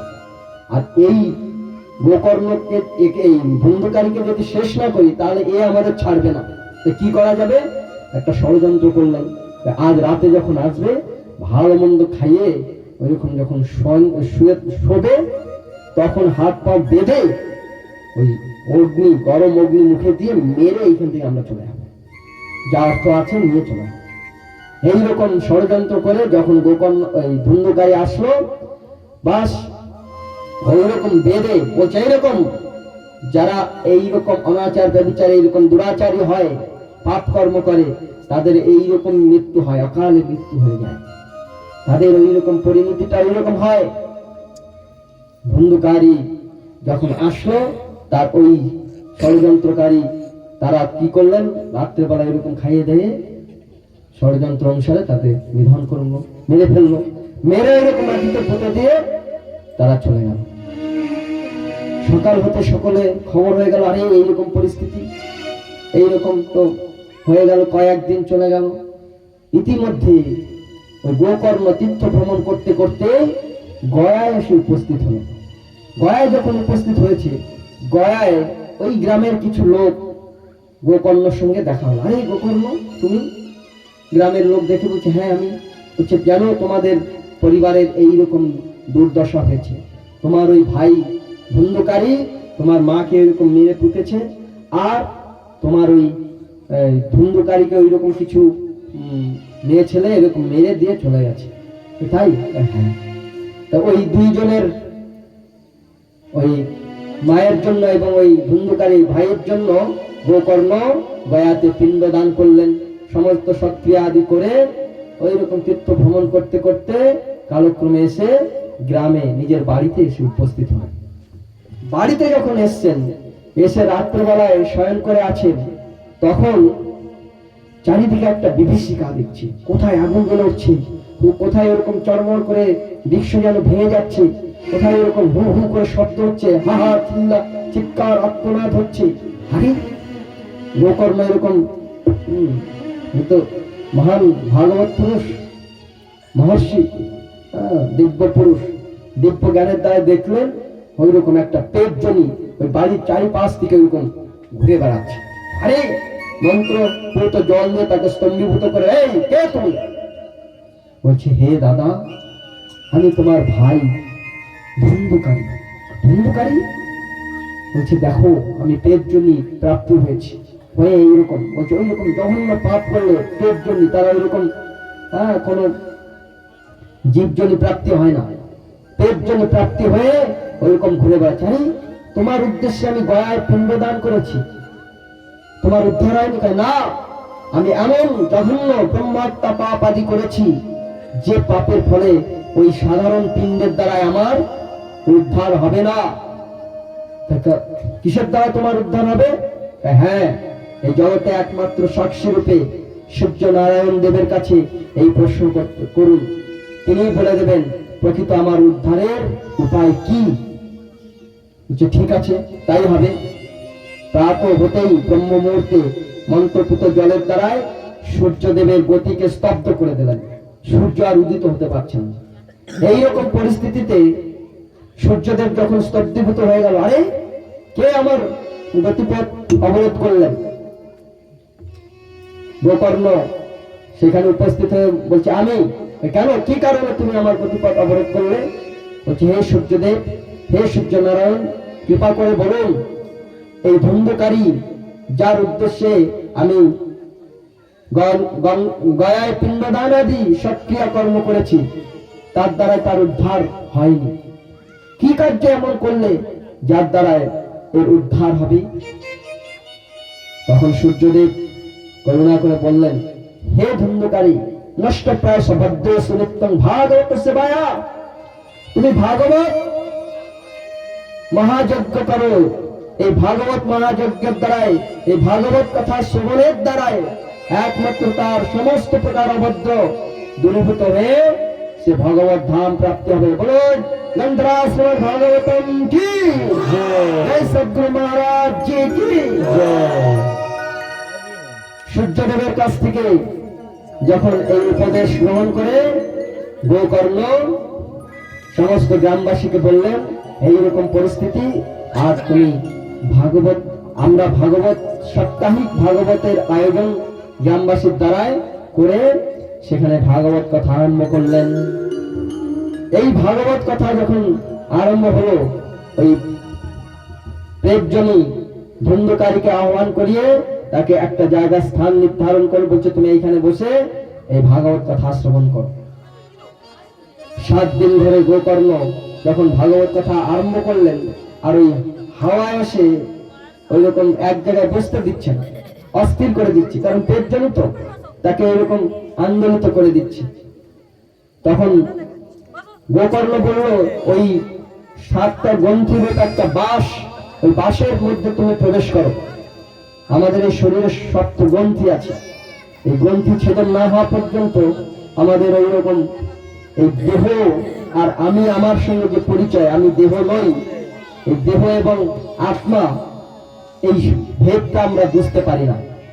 তাই সপ্তগ্রন্থি বাঁশের মধ্যে যখন গোকর্ণ ধুন্ধুকারী অবস্থান করলেন, আর শ্রীমদ্ ভাগবত প্রমাণ মমলং যদ বৈষ্ণবানং প্রিয়ম, এই ভাগবত কথা শুরু করলেন। বৈষ্ণবদের অতি প্রিয় ক সুধা তো কথা রস কথা বলছে, ক সুধা, এই কথা সুধামৃত। দেবতারা এসেছিলেন শুকদেব গোস্বামীর কাছে, যখন ওই পরীক্ষিত মহারাজ মুমূর্ষ সময় 7 দিনের আয়ুকাল নিয়ে যখন ওই সাম্যপ্রাসে সুরধুনির তটে উপস্থিত হয়েছিলেন, এই 7 দিনে কি করব, তখনই এসেছিলেন এইসব ভাগবত মহাত্মা শুনবেন। শুকদেব গোস্বামী এসে পরীক্ষিত মহারাজকে ভাগবত কথা শ্রবণ করানোর জন্য এসেছিলেন। সেই সময় যখন এই চারিদিকে এই কথা প্রচার হয়, দেবতারা শুনেও এসেছিল। এসে শুকদেব গোস্বামীকে বলছেন, এই আমরা এই স্বর্গের অমৃত এনেছি, এই অমৃতকে এই পরীক্ষিত মহারাজকে পান করান, আর আমাদের আপনি এই কথা সুধা অমৃত পান করান, এই ভাগবত কথা। সুধা তো কথা লোক প্রকাশক মনির মহান। ওরে দেবতাগণ, যদিও তোমরা ভাগবত কথা শ্রবণের অধিকার ছিলে, কিন্তু এই অধিকারটা হারালে কেন? বলছে কোথায় কথামৃত কথা সুধা, আর কোথায় এই তোমার স্বর্গের অমৃত কাজ? কাজের সঙ্গে মনির তুলনা করছো? যাও, তোমরা শ্রবণের অধিকারী হারিয়ে ফেলেছ।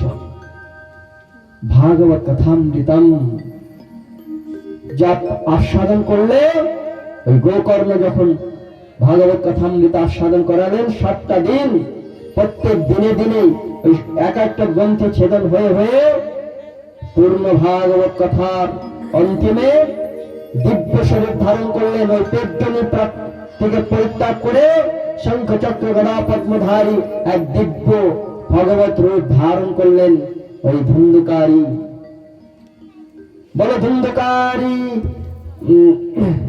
ধুন্ধুকারী পেটজনী উদ্ধার কর্তা শ্রী গোকর্ণ ভাগবত মহাপুরাণ কি জয়। যখন ওই পেটজনের থেকে উদ্ধার হয়ে দিব্য শরীর ধারণ করলেন, আর তৎক্ষণাৎ ওই ভগবত লোক থেকে এক দিব্য বিমান 4 জন বিষ্ণু রূপধারী বিষ্ণুদূতগণ এসে উপস্থিত হলেন গোকর্ণ ধুন্ধুকারীকে নিয়ে যাওয়ার জন্য। তখন ওই গোকর্ণ দাঁড়িয়ে বলছে, ওরে বিষ্ণুদূতগণ, এখানে তো এই গ্রামবাসী সকলেই ভাগবত কথা শুনেছেন, তাহলে একটি রথ নিয়ে কেন এসছেন? আর একটি রথ নিয়েই এই একাই দিব্য শরীর ধারণ করলো, এই একাই ভাগবত ধামে যাবে, আমরা কি করলাম? বলছে হ্যাঁ, সকলেই ভাগবত কথা শুনেছেন, কিন্তু প্রকৃতপক্ষে ভাগবতকে মনন করেননি, ভাগবতকে আত্মসাৎ করেননি। এই একমাত্র ধুন্ধুকারী কথা শ্রবণ করেছেন, আর সেই কথা নিজে মনন করেছেন, আত্মসাৎ করেছেন, তাই সেই ভগবত ধামে যাওয়ার মতন তার যোগ্যতা অর্জন হয়েছে। তখন গোকর্ণ পুনরায় সমস্ত গ্রামবাসীকে ডেকে আবার দ্বিতীয় ভাগবত অধিবেশন শুরু করলেন, আর সকলকে বললেন সকলে সুষ্ঠুভাবে ভাগবত কথা শ্রবণ করবে, মনন করবে এবং জীবনে আচরণ করবে। তাই বলেছেন নষ্ট প্রায় ভদ্রেশ নিত্যম ভাগবত সেবায়া। প্রায় শব্দ বলছে সমস্ত প্রকার অবৈধ দূরীভূত হয়ে যায়, কিন্তু ওই প্রায় শব্দ কেন বলেছেন? ভাগবত কথা শ্রবণ করলেই আমাদের মঙ্গল হি মঙ্গল। এটা আসতে না আসতে ভাগবত কথা শ্রবণ করলেই মঙ্গল, কিন্তু ওই যদি জীবনে আচরণ না হয়, আমরা বলি না সাধু সঙ্গ সর্বশাস্ত্রে কয়, লবমাত্র সাধু সঙ্গে সর্বসিদ্ধি হয়। সাধু সঙ্গটা কি? সাধু সঙ্গ মানে কি? এই আসলাম, সাধুর কথা একটু শুনলাম, আর বগল বাজাতে বাজাতে বাড়ি চলে গেলাম, এটা সাধু সঙ্গ? অন্যরকম সাধু সঙ্গ মশা গুড়ানো করে, মশা গুড়ানো এসে সাধুর গায়ে বসে না, বলছে ওইটা সাধু সঙ্গ নয়। সাধু সঙ্গ মানে সাধুর কথা শ্রবণ করে সেই কথা জীবনে আচরণ করা, যদি হয় তবে সাধু সঙ্গ হলো প্রকৃত সাধু সঙ্গ, তবে সর্বসিদ্ধি হবে। আজ যে এই বাড়ির কর্তা যিনি আমাদের যুধিষ্ঠির বাবু, যুধিষ্ঠির প্রভু, উনি তার পুত্রবধূ কি নাম, পাপিয়া মন্ডল এবং তৃত্তিসা মন্ডল নাতি, তৃত্তিস মন্ডল নাতি আর বিতিসা মন্ডল নাতনি, এদের অকালে চলে যাওয়ার উদ্দেশ্যে এই মহতী ভাগবতীয় কথা বলেছেন। বলছে হ্যাঁ, এই ভাগবত কথার দ্বারাই ওইরকম এই জগতের অনেক প্রায়শ্চন পুরশ্চন প্রায়শ্চিত আদি কর্মের দ্বারাই উদ্ধার হতেও পারে, না হতেও পারে, কিন্তু প্রকৃত আত্মকল্যাণের জন্য, তাদের আত্মার সদ্গতির জন্য এই ভাগবতীয় কথা, এই ভাগবত সেবা, এই বৈষ্ণব সেবার দ্বারাই প্রকৃত ভাগবতী নিজে বলছেন। তাই এই শুভকর্ম, এই ভাগবত কথা মহাযজ্ঞ,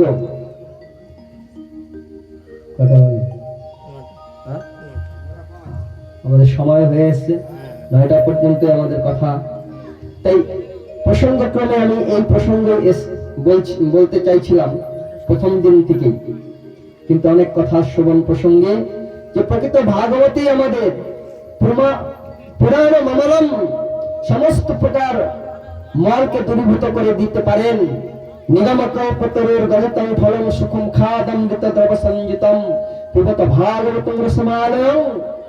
নিগম কল্পতরু বেদরূপ কল্পতরুকে মন্থন করে কৃষ্ণদেব প্রাণ বেদব্যাস নববিধা ভক্তি পীঠ রূপ ভগবানের পূত চরিত কথা এবং ভক্তগণের পূত চরিত কথা রূপ এই শ্রীমদ্ ভাগবতকে জগতে প্রকাশ করলেন।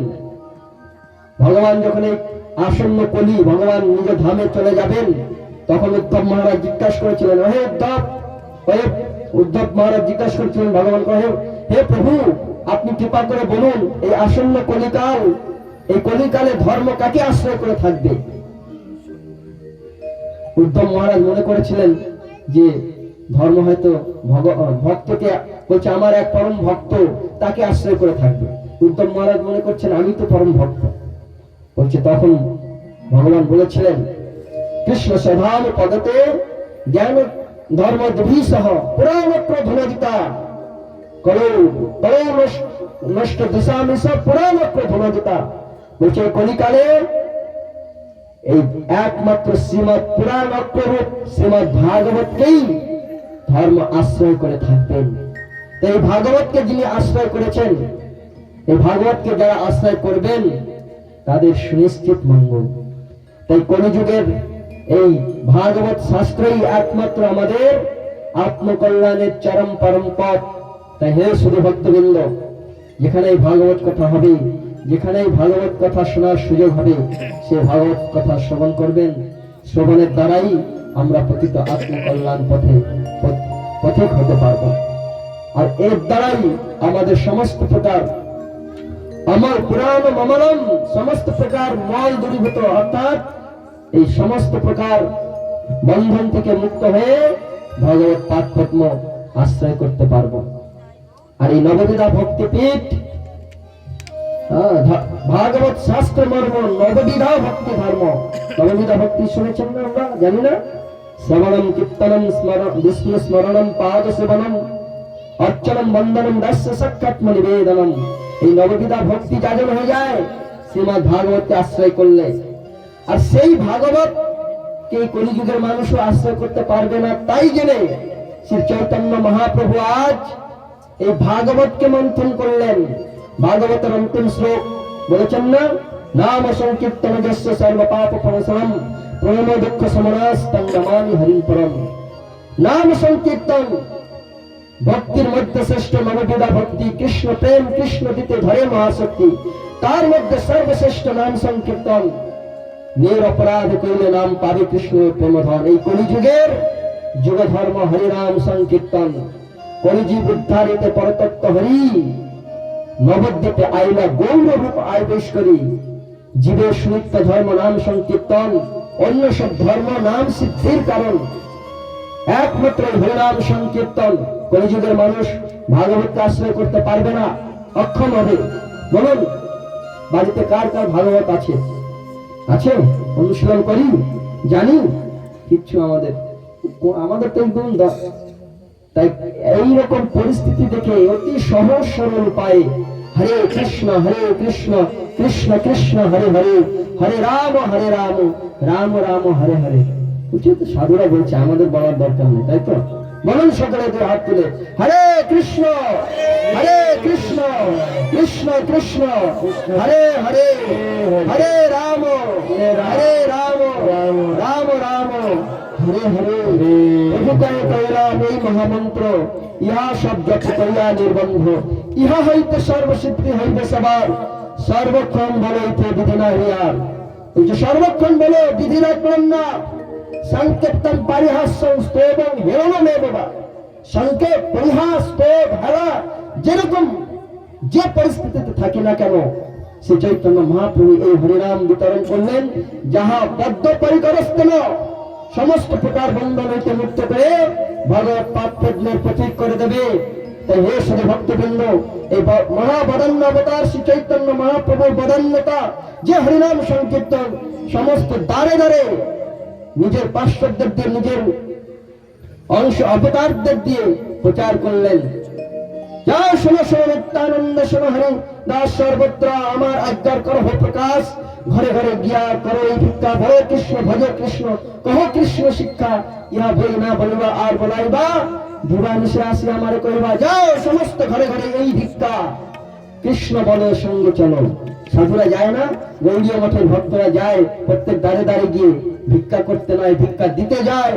বলো হরে কৃষ্ণ কৃষ্ণ কৃষ্ণ হরে হরে, হরে রাম রাম রাম হরে হরে। আহা কি মধুর মধুর মেতম, মধুর মধুর মেতম, মঙ্গলাং মঙ্গলানাম সকল নিগম বল্লি সৎফলম চিৎ স্বরূপম, সমস্ত নিগম মানে সমস্ত বেদের চিৎফল স্বরূপ এই মধুর মধুর মেতম হরিনাম সংকীর্তন। হরে কৃষ্ণ কৃষ্ণ কৃষ্ণ হরে হরে, হরে রাম রাম রাম হরে হরে।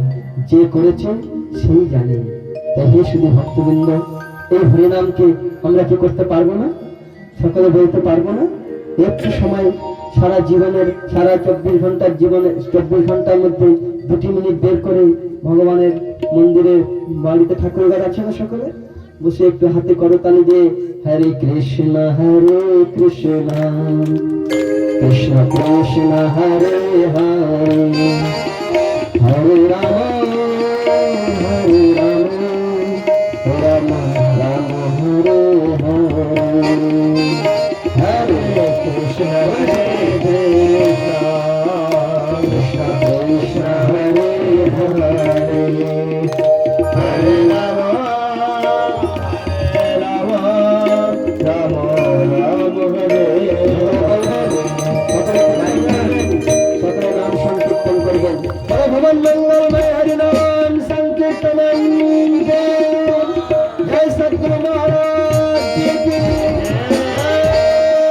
জয়, শ্রীমদ্ ভাগবতম কি, নিতাই গৌর প্রেমানন্দে, হরি হরি বল।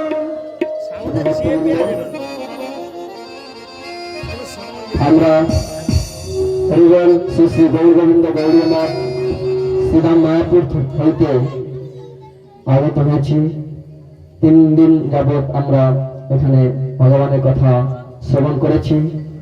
শ্রী গুরু মহারাজের নির্দেশে আমাদের সুধীর প্রভু তার পরিবারের আত্মকল্যাণের জন্য এই মহতী ভাগবতী অনুষ্ঠান করেছেন। সকল ভক্তবৃন্দের জন্য মহাপ্রসাদের ব্যবস্থা। এখন আমরা একটু সকলে করতালি সহযোগে হরিনাম সংকীর্তন করব, তারপরেই আমাদের প্রসাদ। সকলের কাছে বিনম্র প্রার্থনা, ভক্ত আমার সকলের জন্য মহাপ্রসাদের ব্যবস্থা করেছেন, আমরা প্রসাদ পেয়েই যাব। জয় শ্রী রাধে। কৃষ্ণ ভক্ত চলে আসুন, এখন আমরা প্রসাদের ব্যবস্থা। জয় শ্রী রাধে, হরে কৃষ্ণ, জয় গোবিন্দ, জয় শ্রী রাধে। বলবেন হরে কৃষ্ণ হরে,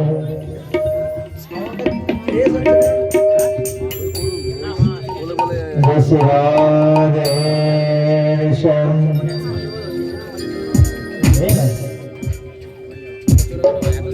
জয় গোবিন্দ।